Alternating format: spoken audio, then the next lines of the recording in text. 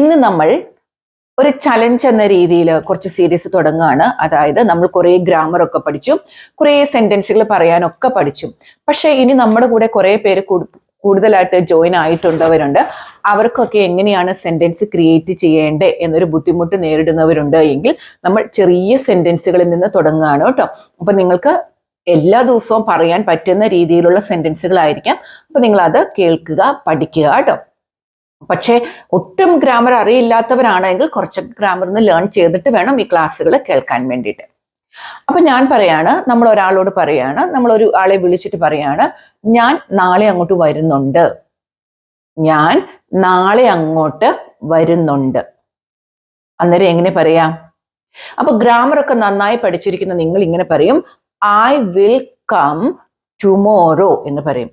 I will come there എന്ന് പറഞ്ഞാൽ അവിടേക്ക്. I will come the tomorrow. പക്ഷെ അത് നമുക്കവിടെ ഫ്യൂച്ചർ പറയണമെന്നില്ല കേട്ടോ. നമുക്ക് എങ്ങനെ പറയാം? I am coming the tomorrow. ഞാൻ നാളെ അങ്ങോട്ട് വരുവാണ് കേട്ടോ. I am coming the tomorrow. നമ്മൾ ഏത് ടെൻസിലാണ് പറഞ്ഞത്? ടുമോറോ ആണെങ്കിൽ പോലും ഏത് ടെൻസിലാണ് പറഞ്ഞത്? പ്രസന്റ് കണ്ടിന്യൂസ് ടെൻസിലാണ് പറഞ്ഞത്. എങ്ങനെയാ പറഞ്ഞത്? I am coming the tomorrow. ഞാൻ നാളെ അങ്ങോട്ട് വരുവാണ് കേട്ടോ. അപ്പോ നമ്മുടെ കേട്ടുകൊണ്ട് നിൽക്കുന്ന ഒരാളോട് നമ്മൾ പറയാണ്, ഞാൻ നാളെ അങ്ങോട്ട് പോകുവാണ്, നീ എൻ്റെ കൂടെ പോരുന്നോ? നമ്മൾ ചോദിക്കും അല്ലേ, ഞാൻ നാളെ അങ്ങോട്ട് പോവാണേ, നീ എൻ്റെ കൂടെ പോരുന്നോ? നാളെ അങ്ങോട്ട് പോവാണേന്ന് എങ്ങനെ പറയാ? I am going the tomorrow. എൻ്റെ കൂടെ നീ പോരുന്നോ? അപ്പൊ അതെങ്ങനെയാ? അത് നമുക്ക് ഫ്യൂച്ചറിൽ തന്നെ ചോദിക്കണം. എങ്ങനെ ചോദിക്കണം? Will you come with me? Will you come with me? അപ്പൊ എങ്ങനെയാ ചോദിക്കുക? നിങ്ങളൊന്ന് ആലോചിക്കണം കേട്ടോ. ആലോചിക്കുമ്പോൾ കിട്ടും. ഞാൻ നാളെ അങ്ങോട്ട് പോകുവാണ്, നീ എൻ്റെ കൂടെ പോരുന്നോ? എങ്ങനെ ചോദിക്കുക? I am going there tomorrow. Will you come with me? Will you come with me? എങ്ങനെയാ ചോദിക്കണ്ടേ? I am going the tomorrow. Will you come with me? നീ എൻ്റെ കൂടെ പോരുന്നോ? ക്ലിയർ ആയല്ലോ? അപ്പൊ നമ്മൾ എന്തുകൊണ്ട് അവിടെ വില്ല് ഉപയോഗിച്ച്? അത് അവർക്ക് ഉറപ്പില്ലാത്തൊരു കാര്യമാണ്. നമ്മൾ അവരോട് ഒരു ചോദിക്കുകയാണ് അല്ലെ, will you come with me? നീ എൻ്റെ കൂടെ പോരുന്നോ? ഇനി നമ്മൾ പറയും, ഞാൻ ഇന്ന് വൈകുന്നേരം പോവാണ് കേട്ടോ. ഞാൻ ഇന്ന് വൈകുന്നേരം പോകുവാണ് എന്നെങ്ങനെ പറയാം? അപ്പൊ ഇന്ന് വൈകുന്നേരം ആണല്ലോ എന്നോർത്ത് നിങ്ങൾ ഇതൊന്നും ഫ്യൂച്ചറിലോട്ടൊന്നും ചിന്തിക്കേണ്ട കാര്യമില്ല. കാര്യം എന്താ? നമ്മളൊരു ലീവിന് വന്ന വ്യക്തിയാണ് എങ്കിൽ നമുക്കറിയാം നമ്മൾ വൈകുന്നേരം പോകുന്ന ഒരാളാണ് എന്ന് അല്ലെ. അപ്പൊ ഐ ആം ലീവിങ്, പോകുവാണെന്ന് പറയാൻ എന്താ? I am leaving this evening. ഇന്ന് ഈവനിങ്ങിൽ ഞാൻ പോവുകയാണ് കേട്ടോ. എങ്ങനെ പറയാ? I am leaving this evening. ഇനി I will leave this evening എന്ന് പറഞ്ഞാൽ എന്താ വ്യത്യാസം എന്ന് നിങ്ങൾ ചോദിച്ചാൽ, വ്യത്യാസം എന്താണെന്ന് ചോദിച്ചാൽ, ഞാൻ ഇന്ന് വൈകുന്നേരം പോകും എന്നാണ് I will leave this evening എന്ന് പറഞ്ഞാൽ. I am leaving this evening എന്ന് പറഞ്ഞാൽ ഞാൻ ഇന്ന് വൈകുന്നേരം പോകുവാണ് എന്ന് പറഞ്ഞാൽ, നമ്മളൊരു ലീവിലൊക്കെ വന്ന ആളാണെങ്കിൽ ഇന്ന് വൈകുന്നേരം നമ്മൾ പോകുമെന്ന് നമുക്ക് ഉറപ്പുണ്ടല്ലോ. അപ്പൊ നമ്മുടെ ഫ്യൂച്ചറിൽ നമുക്ക് ഉറപ്പ്, തീരുമാനിച്ച കാര്യങ്ങളൊക്കെ സംസാരിക്കാൻ നമ്മൾ പ്രസന്റ് കണ്ടിന്യൂസ് ടെൻസിൽ പറഞ്ഞാൽ മതി. അതല്ലേ നമുക്ക് എളുപ്പം. അപ്പൊ I am leaving this evening. ഇന്ന് ഞാൻ വൈകുന്നേരം പോകും. അപ്പൊ ഇനി ഞാൻ കൂട്ടിച്ചേർത്ത് പറയാണ്, ഇന്ന് ഞാൻ വൈകുന്നേരം ട്രെയിനിലാണ് പോകുന്നത്. ഇന്ന് ഞാൻ വൈകുന്നേരം ട്രെയിനിലാണ് കേട്ടോ പോകുന്നത്. അതെങ്ങനെ പറയാൻ കഴിയാ? നിങ്ങളൊന്ന് ട്രൈ ചെയ്ത് നോക്കിയേ.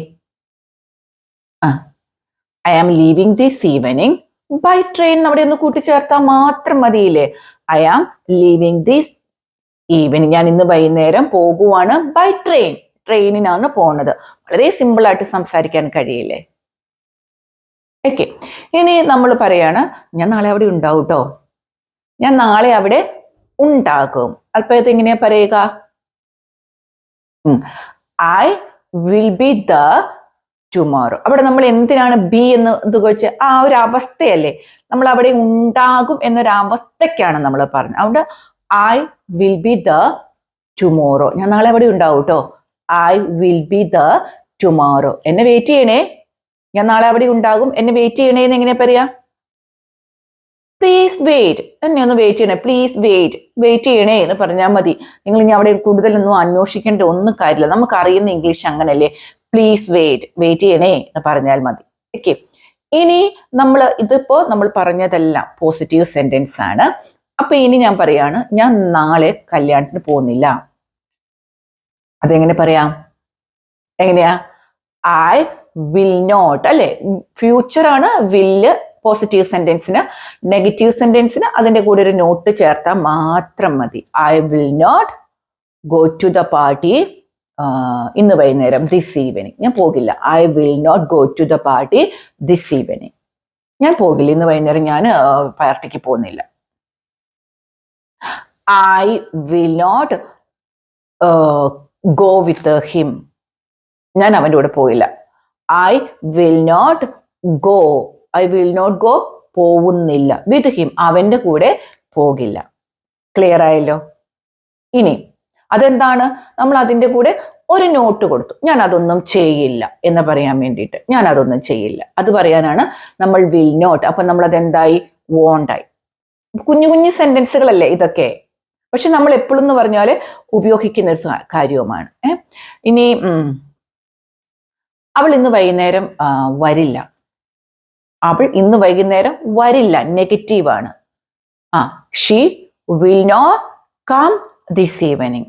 She will not come this evening. അവൾ ഇന്ന് വൈകിട്ട് വരില്ല. കാരണം എന്താ?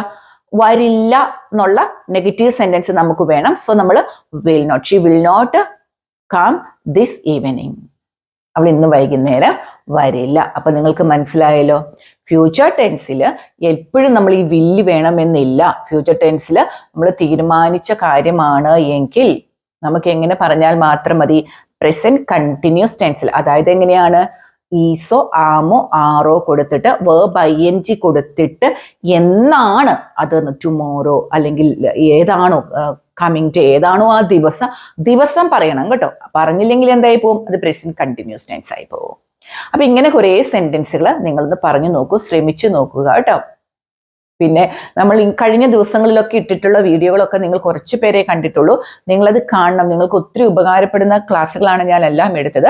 നിങ്ങൾ അതൊക്കെ ഒന്ന് കണ്ട് ബുക്കിലൊക്കെ എഴുതി വെക്കണം കേട്ടോ.